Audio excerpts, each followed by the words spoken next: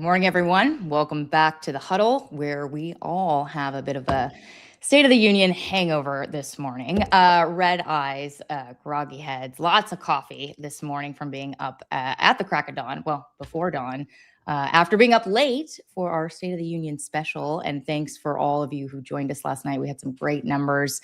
But we're going to have a great show for you today. We're going to talk about this incredible nearly 2-hour speech that the president put on for the State of the Union last night. We'll talk about his performance, the substance, and what's next, but especially, will it make a difference, or are the midterms sort of already baked? We're also going to go through some new polling on Iran after this high-level briefing that top lawmakers received yesterday. We'll talk about the DOD versus Mark Kelly 2.0 as Hegseth appeals this court ruling on Mark Kelly as he tries to go after him for that video he made with a few other Democrats.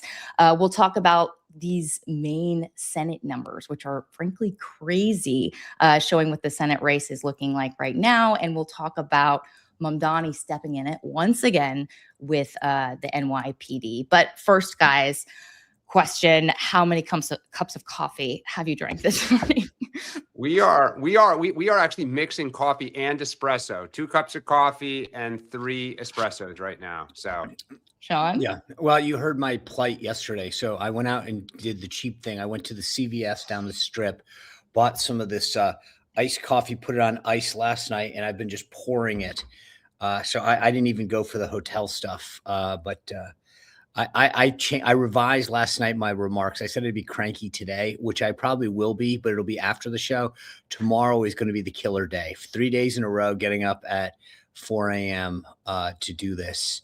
Whew. I think will take its toll, but welcome to my world. And then you still have like Thursday and Friday to go before you. Yeah, and it's a 5-hour. I'm flying home in a little bit, and it's a 5-hour flight. So should we just say now, loser of the week, Sean Spicer? Just get it out of the way. No. Let me just tell you, I have like this little. I've been writing like I have losers of the week. I'm pissed at everybody right now. Well, that'll be a fun segment. I have to say, I put on my pants inside out today, and I didn't even bother fixing them. And then I lost my phone at some point this morning, though my husband just found it and brought it in. So I'm with you there. Exhaustion, but we will get through this. It's going to be a really fun show. Let's look at the day book first. Democrats this morning are headed up the Potomac to Leesburg, Virginia today for their annual 3-day retreat. Probably going to be licking their wounds a little bit after yesterday. Oh, Dan, I don't think so. No, they're not. Well, here's the thing. All those counter programming State of the Unions obviously didn't get much attention, and the president. Well, maybe that's a good thing for them, right? And obviously the president had the bully pulpit last night. So there's only so much you can do to respond. Kamala Harris will be on a podcast with Aaron Parnas, the independent media podcaster. We'll be keeping an eye on that. At 9 a.m., the president has executive time. I'm sure he's going to be watching all the coverage this morning. I was just going to say, often does. Sean, why doesn't he just say, I will try to set the tone and react to the coverage in the morning. Period. Thank you for your attention to this matter. Yeah, gives a little flexibility. Yeah, media time, not policy time. Yep. At 10 o'clock, Casey Means has Senate confirmation for before the Help Committee to be Surgeon General. At 11, the president has a policy meeting. At 3 p.m., he participates in a meeting with Secretary of Transportation. And then at 4:30, he has another policy meeting. So before we jump in, let's do a quick word about Cozy Earth, our sponsor. Yeah, so if you follow me on X or Instagram, you know I am wearing Cozy Earth pajamas this morning. As soon as we got off air last night, went upstairs, put on my Cozy Earth pajamas, got under the bubble blanket, because I don't know about you two, but after a night like that, I can't just fall asleep. My mind is wired. Takes a little while. Yep, poured a scotch, just licked my wounds because my Knicks got their butt kicked, but enjoyed my Cozy Earth pajamas. I should have lit a candle. That might have helped to kind of relax me a little bit, but instead scotch did the trick. But I have them on today. They are the absolute best. And when you're just looking to kind of lie around a little, they are perfect. Go to CozyEarth.com. Use our code HUDDLE for up to 20% off. CozyEarth.com. I'm glad you said that, Dan. I will tell you, last night I watched a little bit of the response from I could not go to sleep. Like Yeah. mind was wired. I think that's the difference between watching a game and a speech is that you watch a game, it's kind of like, you're enjoying it. Last night, your head is like, you're trying to write down the responses. I wanted to make sure I made some notes for this morning. I could not go to sleep. I was, and I also think I'm now like the Chamber of Commerce's worst enemy in Vegas because I'm the only person who's come to Vegas and hasn't had a drink or gambled once. So I think like it's not just not go to bed. My other problem is I am addicted to just watching the responses, both on TV, on X.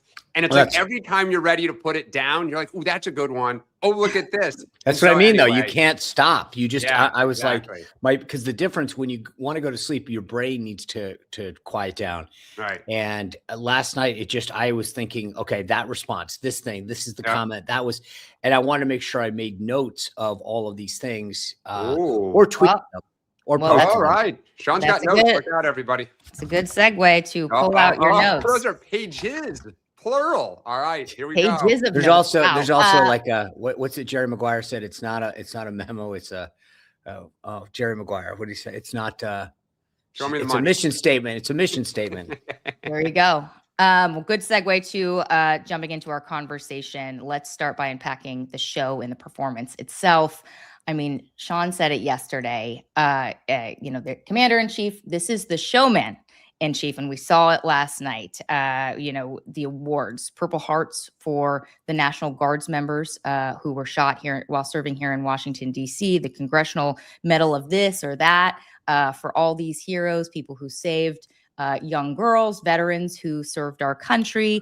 There was just time out real quick. The Medal of Honor is for service members. The Medal of Freedom is for civilians. So, all right, hold on. She's we're like halfway through the recognitions. No, keep going, tons of recognitions. I lost track of them. You had a moment where there was the president was honoring the hero from the Maduro capture, or one of them who was steering the helicopter. We had a freed Venezuelan political prisoner uniting with a beloved niece who was in the audience. Recognition for the mom of the slain Ukrainian refugee who was brutally murdered, and that video went viral from Charlotte.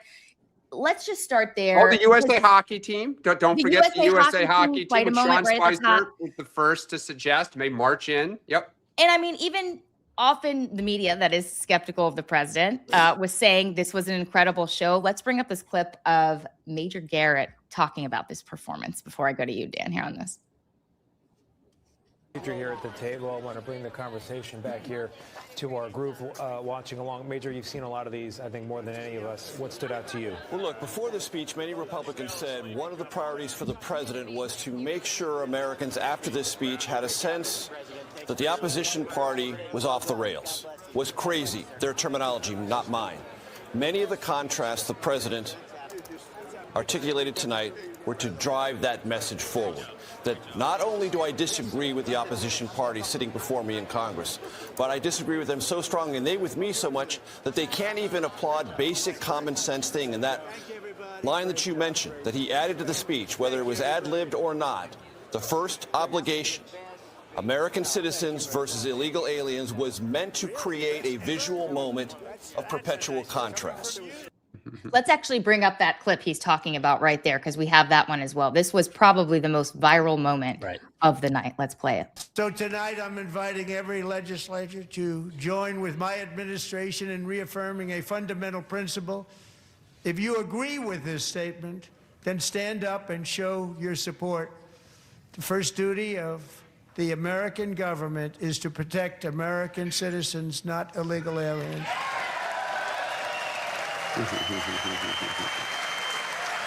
There wasn't a single Dem that stood. Nope. Not a single Dem on that. Wow. All right, let's jump out of that. Dan, you have to admit it was a good show as a Democrat. I think I said this last night. I think you got to grade it in two ways. If you look at it as a show, it was a shock and awe, right? It was one after the other. Look at how many you just mentioned. Your newsletter did the same thing, right? Just so many kind of amazingly well-produced moments. I think, Sean, I think you said it. the doors on the balcony were like a, rotating, who's next? Like, I gotta see this. I think that it was so long, there was so much. And I always try to center myself with these speeches to say, who's the intended audience? Who is their political problem? We all agree they have huge political problems and they've lost voters. And what are the issues those people care about, right? So, Rachel, I went through all the local press this morning, okay? Of everything you just mentioned, USA Hockey was in most, and the Charlotte Observer had the Ukrainian woman, right? Everything else was maybe one of the ones you mentioned or another one. When I was on on X last night, right, I was watching the administration, what they were putting out, and the influencers. At first, it was all over the place. Then as you say, Sean, the funnel narrowed towards immigration, which tells me that if they were writing that speech, what did they want out of it? I hear Major Garrett, they wanted to draw this contrast.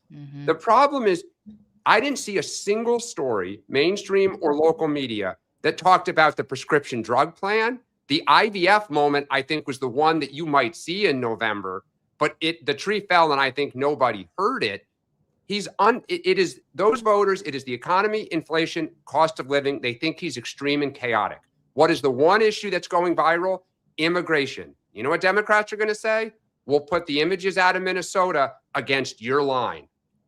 And they think they're going to win that contrast.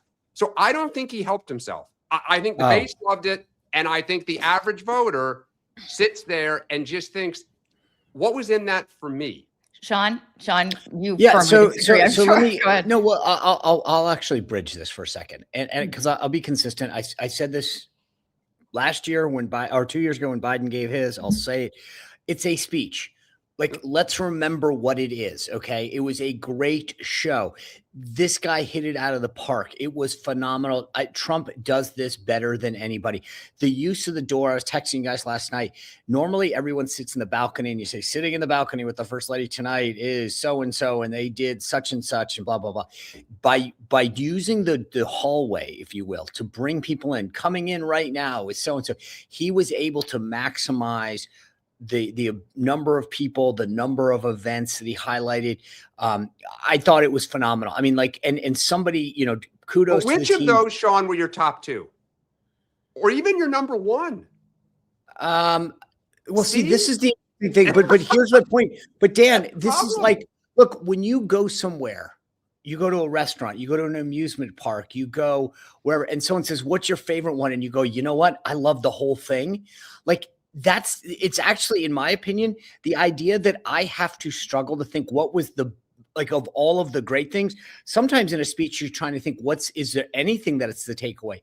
This time I'm like, yeah, I thought the substance was great. He talked about the Trump accounts. He talked about Trump RX. He talked about. Have you seen the Trump accounts in a single press story today? But my point is that. Yeah, but hold on, time out. At the end, but again, what I'm trying to emphasize at the top is to say this. This was the big picture thing, right? This was for the millions of people who work every single day, who get home, who are worried about their kids, taking care of the house, maybe a hobby, whatever. He laid out all the stuff that he's done in the first 365 days as president of the United States and gotten done. Many things that got buried. And so maybe you're right that but last night was a touchstone. I didn't know about Trump accounts. I'm going to go look them up. I never knew about this IVF thing. I'm going to go look it up. I didn't realize that Trump RX covered all of these drugs. I'm going to look it all up. But he basically gave people a blueprint of all of the things that have happened, all of the stuff that's been accomplished. I thought it was beautiful. And it laid out a bunch of things that every member of Congress on the right can go do this. He drew the contrast phenomenally. But like, again, I want to be clear that this was a speech, and the idea that everybody's like, what effect will this have on the midterms? If you think that any speech will ever have an effect on the midterms, then you're in the wrong business. This is a speech. And I think I read so many stories this morning about the effect it was going to have. And I'm like, you are a moron if you think that any speech ever has an effect on the midterms. Well, Well, of here's- course people are going to be asking that. But wait, I want to go back to, Sure. Sean, you started to transition into the substance of the speech. The president made a ton of sort of policy pitches last night, banning states from allowing undocumented to get commercial driver's license. There's that story of the young girl who was expected never to eat, to walk, to talk after she was hit by an undocumented immigrant who was driving some sort of huge load of something. And there she was, her dad holding her up proudly in the first She was grade. on doing Fox this well. morning. Yep.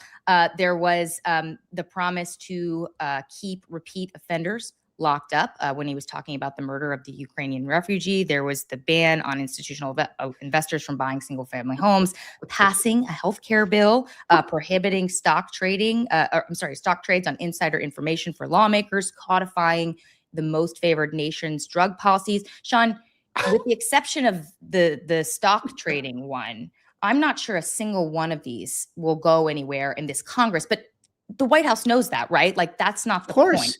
What is Right. I mean, so point is what? again, so first of all, the stock trading one's not going anywhere either. I mean, just to be clear, you think members are going to block themselves from making all this money? I mean, they're going to do. It's getting support, more support by the day. Well, you know what the problem is? They want to put the executive branch in it, and Trump said absolutely not. Well, no, they want to. The executive branch is hilarious. in it. They want to put the president in it. That's the difference. Okay, I mean, but here's the issue. I'll just real briefly on the Stock Act. What they're going to do is the same thing that they did in 1994 with term limits. They'll have 4 versions of it. So back in the day, in the Contract with America, we had 4 years. I think it was 8 years and 12 years. So everyone got to vote for something, and nothing passed. The Stock Act has like 4 or 5 versions, depending on what it includes, how many family members are included. It's not going to pass, and because members aren't going to do this. They anyway. Okay. That being said, the goal last night was to send a message. Here's what I've done. Here's what I want to do for you. Again, it's a speech. It's like last night was, here's what I want to do if you elect us. Here are the priorities that we have. This is when a storm happens. Every member of Congress writes a letter to FEMA saying, my district just got hit with a storm. I want you. Do you really think FEMA didn't know that there was a storm in North Carolina or Kentucky and a member of Congress needed to flag them? It's showing action. It's letting the member of Congress say, I wrote FEMA earlier this morning and told them you need to give us an emergency declaration and the funding that we need. The president last night laid out an agenda and said, this is what our side is for. This is what their side is for or against.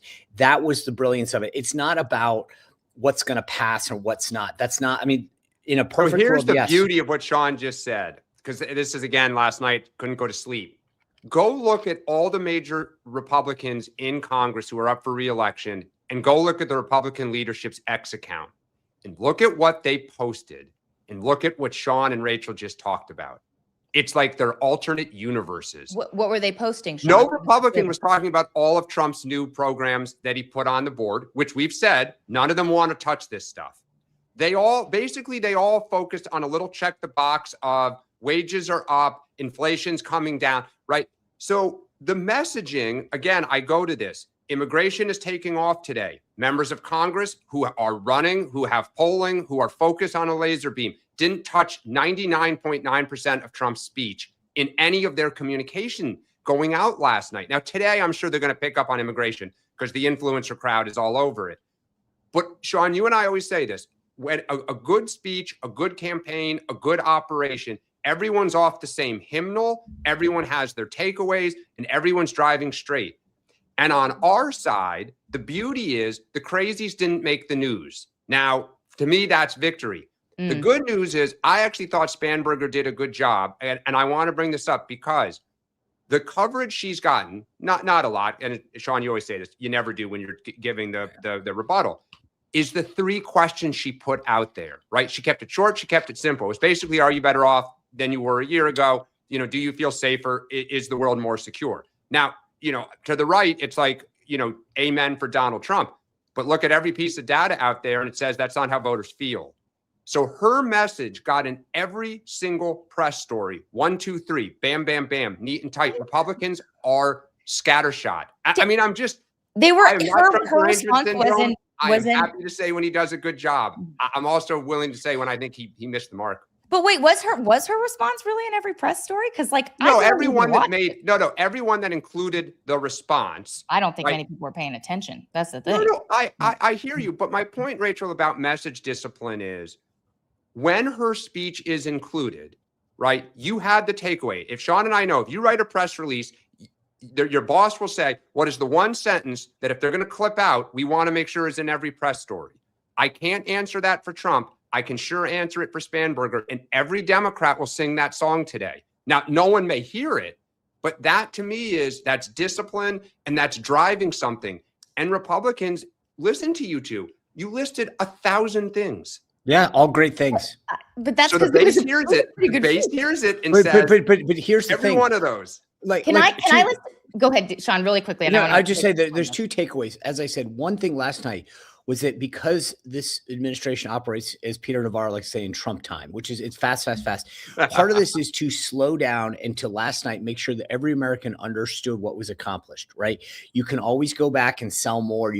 Last night to me was the idea of making sure people who didn't hear about a lot of the accomplishments got the Cliff Note version, and they got it. The second thing is, look, I've said this all along, and I'll at least agree with you on this piece. If you fundamentally in July and August of this coming year cannot answer the question, are you better off, like personally, we're screwed as Republicans. I believe that people will answer that question in the affirmative. They will say all of the policies have helped us for a myriad of reasons, right?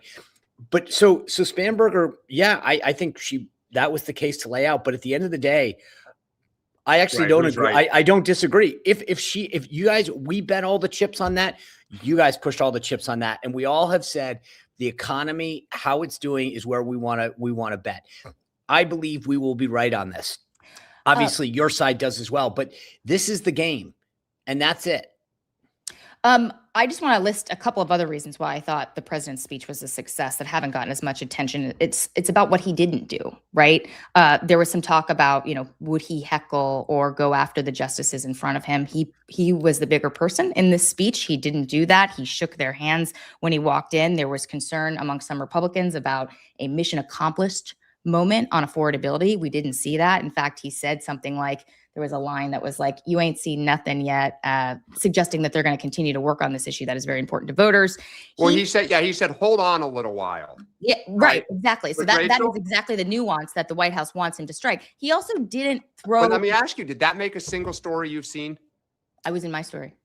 Well, good reporters pick up the right stuff, right? Other than right, but that's my but that's my point. It didn't make anything. There was concern about that though. And the other thing he didn't do is he didn't throw, with the exception of the codify most favored nations, which is something that, a lot of Republicans do not support. He didn't throw them under the bus. I didn't hear a single thing about credit card swipe fees, which is something that I was wondering, was he going to lean into them and sort of goad his own party to pass these democratic ideas? He didn't do that. And then one other thing on the contrast here, because I agree with Sean. I think the contrast of, okay, we have work to do, but do you really want this party in power? I thought that was really strong. And it wasn't just the immigration piece. It was also, the anecdote of, the young girl who was taken away by the court because her family wouldn't recognize her as a boy. That just reminded me. I was surprised, by the way, that came up. And then when it came to the Ukrainian refugee, in that moment when the mother was literally crying and Democrats, didn't stand to applaud on that, that was just I don't know. I was shocked on that. And then the president really leaned in and said, why are you not applauding? This woman is in the balcony crying. Her daughter was brutally murdered and you guys are not standing for that. I thought that was a powerful moment. I think I will say this, and I saw it in real time when Trump talked about the baby being snatched. The left went nuts about babies being snatched with immigration raids, right? No, I mean, I know, Sean, you roll your eyes, but you got to remember, no. Our side talks to our side, your side talks to your side.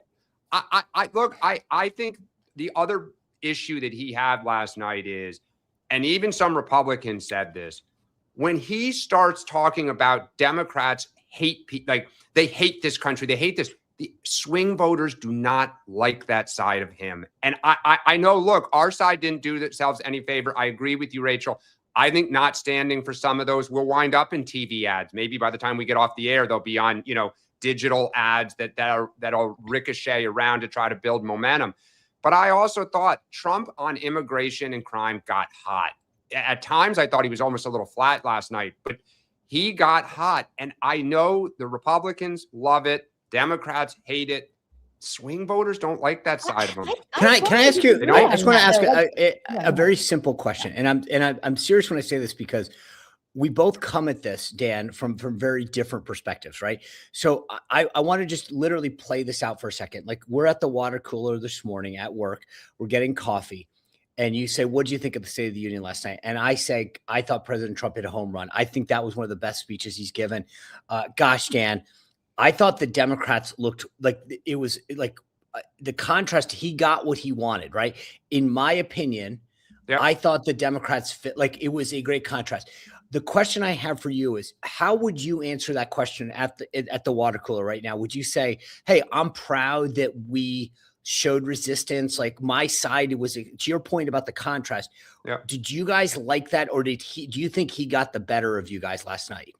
I think that it's such a polarized country, and I'm going to grade this on a curve, which is they didn't stand, but they also didn't kind of, go crazy the way they did last year with paddles. There was one kind of moment, primarily on immigration, Somalia, where there was a little bit of a back and forth and they were shouting at each other. Sean, I think there's two fundamental questions for November. One, you keep saying this, is the economy. Do people feel better about the economy? But the second one that I think is going to be equally as huge is who is viewed as more extreme, right? Is Trump viewed as extreme with Iran and Greenland and Venezuela and Minnesota and kind of whatever else he has up his sleeve going forward, because it's shock and all 24/7? Or are we viewed as extreme of they're going to reopen the border, they're going to, bring back DEI? Like, who can paint the other as more extreme? Right now, Trump is viewed as more extreme. I will be curious to see how many Republicans rally around that message, because as of last night and this morning, they're not rallying around that message running in races. They're just not. I think, look, I disagree with the analysis there, but I think you're right in the sense that this is going to be all elections are a choice. And there's two issues here, right? One, to your point, how do we play? Who's crazier? The other is who doesn't get motivated. And that's the thing, is that right now, it's not just, do you actually think the other side sucks? It's, are you motivated to go up for your side? And part of the, and that's where Trump hit a home run, I think. He motivated, and that's what I said yesterday. Is it to the middle or to the base? And what I heard last night was that was a speech to the base, and that's why they laundry listed it. Let me remind you guys, every single thing we've done, and the base went, looking at X, they're hopping up and down. But let me just put a pin in this. The base doesn't win the elections. You hit this though. It was also, and here's what they'll do. These guys are quote crazy. If you don't go out and vote, the crazies take over.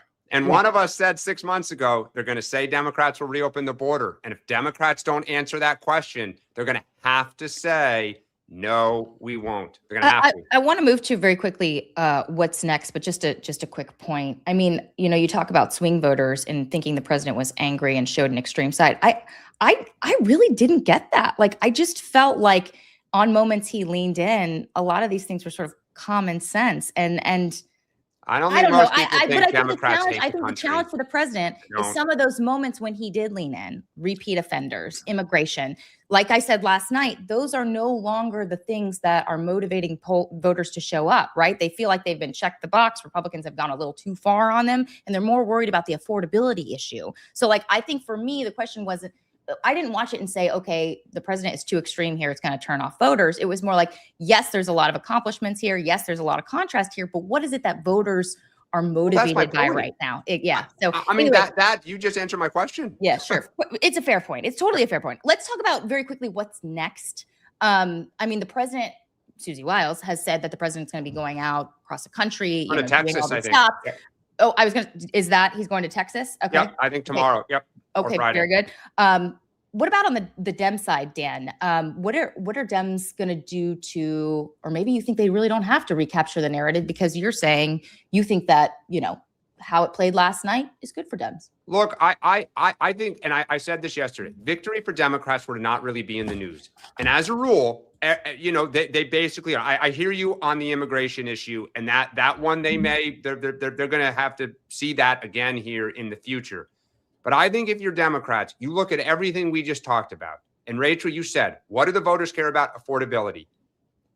Look at everything else we're talking about, right? So Democrats think, great, this morning we're waking up, affordability is still going to poll as number one. He still has a problem with Latinos. He still has a problem with suburb, like all the things. And they say, we live to fight another day, and we move on.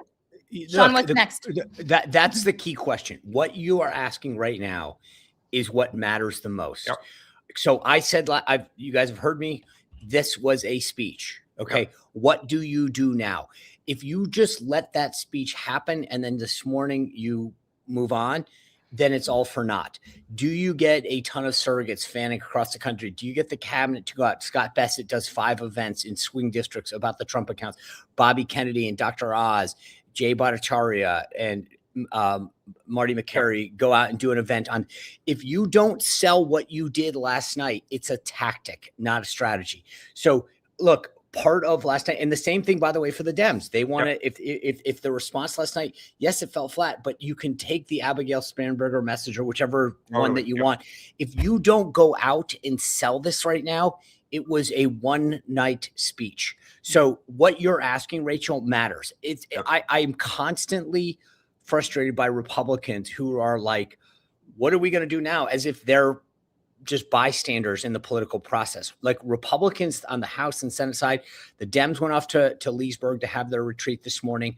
Republicans should say, guys, every one of you needs to do 5 things to get the message out last night. Well, I believe Republicans are in Florida this weekend to talk about this. They're all going to be down at Doral this weekend. Yeah, so if you're in Miami, but the key in all of this is if you don't go sell it, it dies. And that's what both sides need to emphasize. If you just don't pick the 5 things that you liked last night as a Republican member of Congress and go out and sell those 5 things.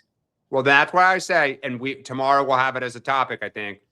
What are all the members of Congress in tough races on the R side and the D side saying by the end of today? And that will tell you if there is discipline, and to Sean's point, a torch is being carried, or if it's just a scatter shot of, stray bullets. Let's move on, guys, to Congress and Iran. So the Gang of 8 briefed the Gang of 8 received a briefing from Rubio, and there was somebody else from the cabinet. John Ratcliffe, the CIA director. Right, that's right. We didn't hear much about what was said. Obviously, it was top secret, classified. But Dems did emerge saying that the White House has not made the case, and they sounded a little cryptic here. Jim Himes, who is the ranking Democrat on Intel in the House, he said, "I'm very concerned. Wars in the Middle East don't go well for presidents, for the country, and we have not heard articulated a single good reason for why now is the moment to launch another strike." Schumer said, "Look, what I saw was serious, and the administration has to make the case to the people." Meanwhile, there is new CBS polling. Let's pull that up right now. If we have it here. Okay, yes. So 47% said they would favor U.S. military action against Iran. 53% would oppose. Sean, how much? I mean, does the White House even look at numbers like this as they're considering like a huge national security issue, or can they really not do that at this point? How much do the politics play into this decision about whether to go after Iran? I mean, there's always something in the back of your head. I mean, you don't say it in the sit room, like, when you're going around the course of action, like, Mr. President, by the way, this is not, I mean, but yes, well. those are the numbers in Pennsylvania. Those are the one-off conversations that you have when you're, in the Oval or off in the private. You say, Mr. President, by the way, I just want you to make sure as you're considering this, this is where the American people are. This is one of the things that's polling well. This thing gets killed. If we do this, we're going to want to emphasize this, not that. But obviously that's why you have the communicators in the room. It's not because they're interested in your strategy, but I think whether, I sat in several classified briefings, not because they needed me to sign off on the actual strategy to do this or that, but more because they needed to say, how's the public going to perceive this action that we might have to take? Or what do we need to communicate when we say this? And so, yeah, it's a consideration. Of course it is. I don't think it's what drives him. But I also think that it's definitely something that they go, okay, if we do this, we're going to have to sell this. I mean, Dan and I talked about this the other day. this would be something that if you're going to do it, I would say I'd put an Oval Office address together to make sure that you're explaining, here's why I'm doing it. Here's the limited nature potentially, or whatever it is, so that people know exactly what's happening, or otherwise you're going to have a lot of questions. And that's the problem, was that last night he basically said he again said we obliterated their nuclear program, which is just not true. And one of the reasons we may be going back in is we did not. And I think the other problem on our side now is you now have this story that appeared that Democratic leadership is working behind the scenes to not allow a vote. There's a movement by Ro Khanna and Tom Massey to have a war powers, vote on Iran. Right. And I have a guess why Chuck Schumer doesn't want that vote. Some of that is his own politics with the Israeli community or the Jewish community here in New York. But the Democratic base went ballistic yesterday afternoon about how can you guys sit there and try to kill this to not go on the record. And for a lot of Democrats who have been there forever with the gray hair, you remember the Iraq War. It ended up kind of changing the career trajectory of some Democrats because they voted for it and the war went south. So this is like a story that as we talk about Iran, we talk about, something that may be imminent. The fact that Democratic leadership kind of doesn't want to have to say where they stand. This is just another instance of Chuck Schumer and Hakeem Jeffries being totally, totally misaligned with the base of the party. Do you think they'll be successful in keeping it from coming up, Dan? I mean, Hakeem Jeffries not exactly known for wielding an iron fist. I mean, you saw it last night with Democrats heckling the president, even though he said not to. But I mean, do you think he'll be successful in tamping this down, or it's no, I don't. And I think what's going to happen is reporters are now going to say to you can have to formally answer it or informally answer it. Mm-hmm. But this goes to the AIPAC question in all of these races. This goes to all the primaries that are about to start here or continue here starting next week. But think about Jasmine Crockett and James Tallarico. If this issue comes up, do you support going to war with Iran? I think I know where Jasmine Crockett stands. Yeah. I don't know where James Tallarico stands. Let's we've got a lot more topics to get through. Let's move on to the Department of War versus Mark Kelly 2.0. So Hegseth is appealing this judge's order that blocks him from punishing Kelly for participating in that video where he called on troops to ignore unlawful orders. Sean, look, I get why they're doing this. The base loves this. It kind of gets to the point we were talking to with the State of the Union. But at some point, do you think they should just let this go? I mean, it is making Mark Kelly this superstar on the left. There's questions about whether it will be successful. Is it worth the fight? You guys heard me say this ad nauseum: politics versus the policy, right? On the politics, you're right. I think it's elevated Kelly in a way that he's taken advantage of. On the policy part of it, I mean, fundamentally, there is a problem with a civilian court not following the process. I mean, this is a UCMJ issue, Uniform Code of Military Justice issue, and Kelly is subject as a retiree, as a active retiree, to abide by it. To have a civilian judge come in and jump the system and rule, I think sets a bad precedent for going forward to say you don't have to follow UCMJ. The way the system works, and I've said this before, is you have to exhaust. If this is anyone else, you would follow all of your UCMJ, and then at the end of that, the civilian court gets a bite at the apple, but not until that process has been exhausted. And I think at the very least, to make sure that the Department of War preserves that process is important, because going forward, you've now undermined how the system works. Otherwise, why even have a UCMJ? And so there's the politics piece of this, which I think probably right now favor Kelly. The policy part of it, I think if you, regardless of where you come down on this, the idea that somebody could jump the system is not a good thing going forward. Dan, you're smiling. Democrats welcome this, huh? Yeah, just thank you, sir. May I have another? It's one of the dumber things I've seen an administration do. And oh, by the way, Jeanine Pirro dropped the charges against the other 6 and let it go but just to be clear, but Dan, and again, this goes, Sean, the politics of this are horrific. Right. Horrific. But remember, Jeanine Pirro was dealing with the civilian side. None of those people. Mark Kelly's the only one that is in that status. So when he's defeated in another court, your base is going to be demoralized, and our base is going to be running through over hot coals. Let's go to Maine because there are some crazy numbers from up north. New polling finding that progressive candidate Graham Planter, a 41-year-old oyster farmer, would beat Senator Susan Collins 49% to 38% in a hypothetical matchup. That's according to a poll out of University of New Hampshire. I think we have that. Let's bring that up right here. I think we have poly markets, which the poly markets one. Okay, I'll get to that in 1 second. Look at that.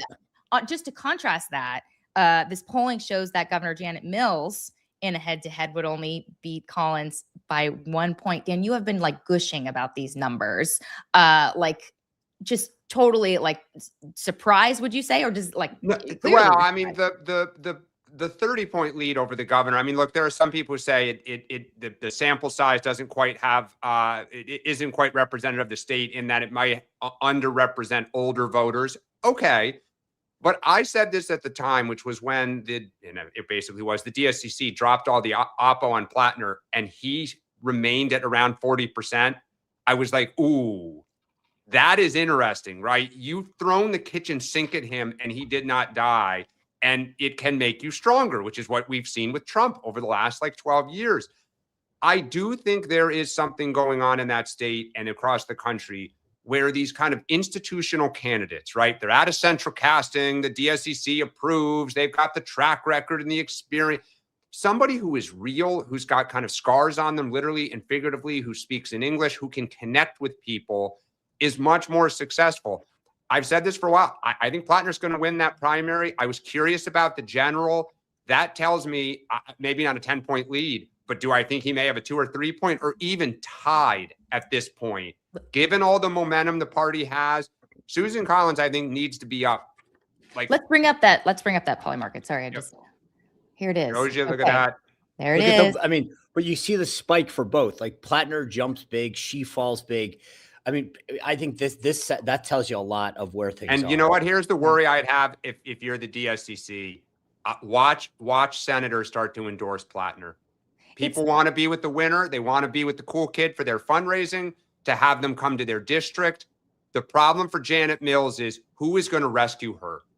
The momentum begets momentum. But this is just so fascinating to me because once upon a time in these sorts of races, Republicans would rather run against the more extreme candidate, right? But the way the base is right now, Democratic base, I mean, they're just, their heart is with progressives and the far left, but it's right, not Sean? Just the base in Maine. That's the fascinating thing. It's not. And it's like Trump. When Republicans say or Democrats say, how the hell can, independents and swing voters in 16 and, a lot in 20 and in 24 were with Trump with all his flaws. This is our kind of miniature version of Trump. All the flaws, but people hear what they want to hear and they focus on what they want to focus on. And they don't care if he has a Nazi tattoo or whatever. It's like, what are you doing for me on these issues? Sean, but can you just comment on how totally flipped that is? Because it used to be like Republicans would be like, yeah, I would love to run against somebody who's like AOC. Absolutely. I'll defeat him. And now it's like, oh, they're with the energy's there. So that's no longer the case.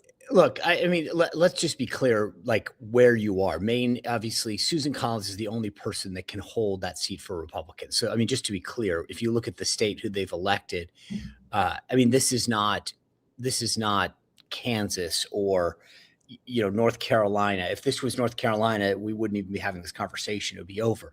I think to Dan's point, I mean, what this says isn't so much about Maine, is where the Democratic Party is nationally. Graham Plattner is a proxy for the progressive wing right now, and he will win that primary. And this really says that the establishment is screwed. Republicans went through this moment themselves where, I mean, I remember back in the day, my first campaign, 1994, we ran on bipartisanship and working hard across aisles and, what we would fight for with the leadership. And now you say the exact opposite. I would never care what leadership said. I would never work with the other party. I mean, we have had a monumental shift in our politics and how we view primaries and then generals. But Plattner's going to win. Susan Collins was down, I think, 7 or 8 points the final week last time, and she still came out well ahead. So the one thing about Susan that I think is, Maine is obviously a very small state, population wise. She's been elected for decades, very strong connection to voters. I've been up there and did a dinner with her probably 9 months ago. Very, very, I mean, she is for a woman that's been in office as long as she has, very connected to the grassroots, very, makes her way around all the dinners and the events in the state. And so I still put my money on Susan Collins. Do you know what I'd be worried about, Sean? Because to your point, she always kind of pulls it out. What has always been the tactic she uses to pull it out at the end? Oppo research. I don't know. I mean, Plattner, you're dropping everything on him. Like I'll be curious. That's always been her thing. Right, but out, remember, Dan, but what right now you mentioned this, right? They dropped all this stuff about his Nazi tattoo and all this stuff, and but that's just among primary voters. So the big question is, in Maine, you're going to have a big swath of independents. The question is, did they get offended by that, and did they get put off by a lot of? Well, no, you don't know that because right now you're not polling. Right. But this is not a live ball to poll a primary, but before a primary happens, it's a later primary. All New England primaries are a little later. So the question is, you think they haven't heard it yet? You think no. Is not heard No, I think there's a big difference between getting it sprinkled by a bunch of Dem Oppo folks versus having 2,000 points dropped on your head, which is the Glenn Prattner and Hitler are hanging out. I mean, like, it's a very different attack. Trump, this Plattner, right now, Hitler walk into a bar. Yeah. Right. Okay. Yeah, for sure. Okay, we've got some great questions in the chat about the State of the Union, but before that, let's talk about this snowball fight gone awry in New York City, and the mayor now at odds with his police department. So Mamdani is now under fire for diminishing these injuries from these police officers who were attacked after they were being called in to break up a snowball fight. It actually got really bad. Apparently, people were throwing chunks of ice and rocks. 2 police officers were landed in the hospital from head and face injuries. But Mamdani, his response to this, he was asked if people should be charged with assaulting a police officer. He said no. And then in a post on X, he called on New Yorkers to treat officers with respect, but joked that if anyone's catching a snowball, it's me. Dan, like, it's super early in his administration, and oftentimes these sorts of narratives, once they're started, they crystallize in people's mind. This is not a good one for him to be up against his own police department. Well, and it's even more than that, which is he is starting to now face criticism from his police commissioner. And when you think about who may step away and potentially challenge him, she is at the top of a lot of people's mind. And so she said, look, it's not okay that they attacked officers. He said, hey, kind of haha, it was a snowball fight. Go back to the 2 people who were killed by cops. Cops were, I think, using appropriate force in self-defense. His first reaction was, we're going to investigate the police. Her first reaction was, thank goodness for the police to come and protect people and do their job. Yeah. They are increasingly butting heads in public. And as you say, it's not just him, but it's the party. It is this narrative of law enforcement kind of, always having to investigate them, not be on their side. We talk about who's extreme and who's not. I think that story and what is brewing in New York with Mamdani has the potential to be more harmful than some of the stuff from the State of the Union last night. Sean, quick word on that, and then we'll take questions. Yeah, I'll just say this quickly. Like, first of all, if you go watch the video, Mamdani said in that presser that he held, he goes, it was just a snowball fight. Yeah. Go watch any of the B-roll. Those cops are being attacked and assaulted. And like, for him not to have their back, there's a couple areas of this. Number one, when you're in a city like New York, not to have the back of the NYPD, right, is a big deal, not just image-wise, but also those guys know how to turn their back and be like, okay, we couldn't respond in time. We couldn't, like, they'll make sure whether Jessica Tisch says it or not, like, they'll make their voices heard. Trust me on this. And I think that's a bad place for a mayor to be that early, where publicly the cops don't have your back in a place like NYPD. Big mistake. I think to Dan's other point, if Republicans can seize this, and you think about the districts, right? So Nicole Malliotakis, Mike Lawler, Nick LaLoda in the first, like, those guys starting to make that an issue that, like, we're for the cops, you're not, like, and turn this into, like, that's a big deal in those swing districts when you're talking about a very tight majority. So this is a big mistake by Mamdani, and to blow it off when you've got cops that were actually injured and went to the hospital and making it seem like, oh, kids just having fun. Yeah. Like, and everyone can watch it. This is I mean, Dan talked about this with ICE. Once it's on video, you can't deny it. And so this is his ICE. We're watching these cops get hit, get attacked. And he's saying it's just, a simple snowball fight. That's just, it defies logic. Really fascinating dynamic here. So let's take some questions, guys. Okay, from X, giving some previous punishments that have happened to members of Congress that have shouted at the president during the State of the Union. What should and what could happen to Ilhan Omar for her repeated outbursts? I don't think any. I mean, look, this has been going on. Go back to Joe Wilson yelling, "You lie."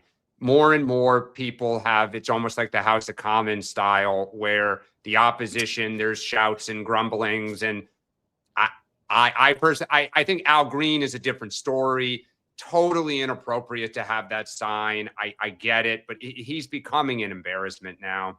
Yep. Did they censure him last year? I can't remember. I believe they did. Did they? I believe they did. Yeah. I mean, it almost gives them more oxygen than it's worth at this point. But no, I mean, like you had mentioned at the top that only a few people heckled. I mean, it sounds like from the reports, there was quite a bit of heckling. At one point there was. Yeah. I mean, Yep. At one point.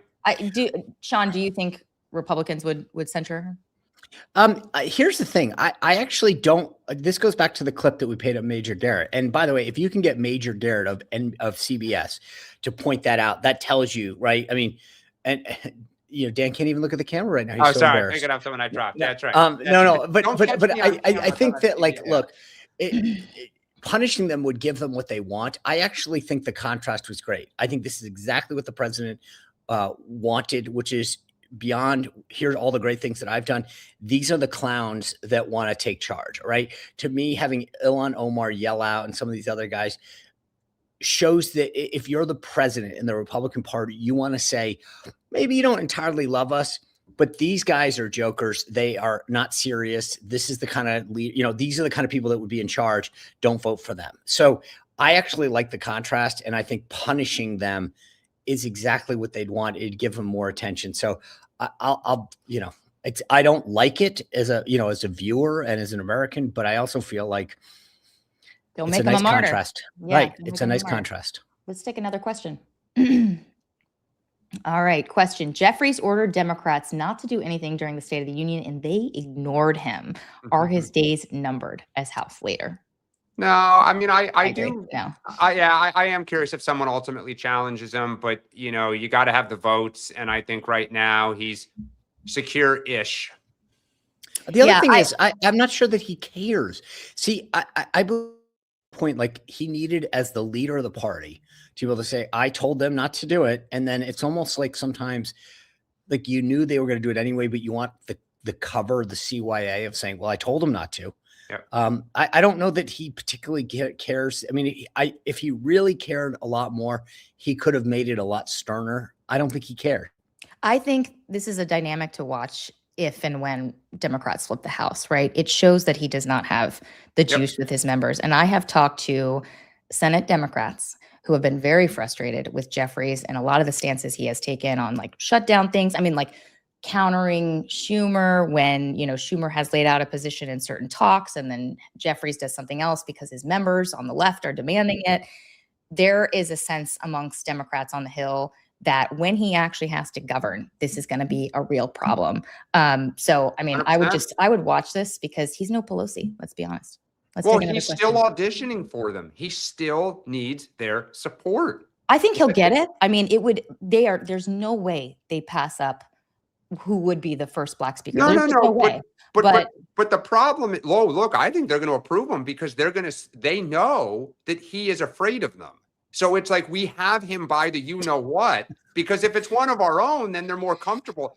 I just think his problem is going to be that he is not of the base, right? It is just a huge problem. They do not see him as one of their own. But not only that, but to be leader, you have to tell the base no, and you have to get them to listen to you, and they will not. That's my point. So, yeah. That's my point. Yep. Let's take another question. Good question. I don't trust them. Really, really good questions. The DC Huddle question. Do you think Sauron will be pressured effectively from the left to defund NYPD and fire Jessica, Trish? No, I do not. I think Sean said this. Look, I even the most progressive people I know in this city still want to walk their dogs at night and not have to worry about being mugged or jumped. And there are enough people here who grew up in the 80s and 70s who remember this city when that was the case, and the old ladies got knocked over, in the afternoon to steal their jewelry and their wallets, and people, didn't even bat an eyelid.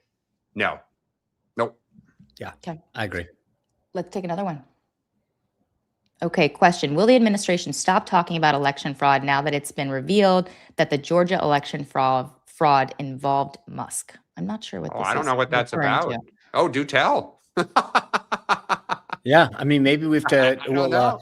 do a little research for tomorrow. But I thought, by the way, I think the president last night, if you notice how he touched on it, he said something, he made a joke out of, well, I should have been here, but I wasn't he made it. I think he knows the audience. That's why I said yesterday going into the speech, he knew exactly what he needs to do and how. Like he didn't even want the media to be able to use that as a talking point, so he avoided it. And I think that was he ensured that wasn't going to be a talking point this morning for all the folks on the left. But I don't know the Musk piece. Yeah, me either. Okay, let's take another one. Okay, question. Should Rep. Gonzalez resign? The notorious texts have surfaced, and the married woman he forced into sexual relationships set herself on fire. I'm sure Sean is going to say no, right, Sean? Here's what I think should happen. I'll admit the politics of this. Like, if he resigns, there is no, I don't know Texas law, but remember, in the Senate, you appoint. In the House, you have to have a special. So Abbott, I don't know how many days. Usually state law dictates, you need X number of days for the primary and then for the general. So let's call it minimum, 60, 90 days. The House Republicans would have potentially a problem maintaining the majority.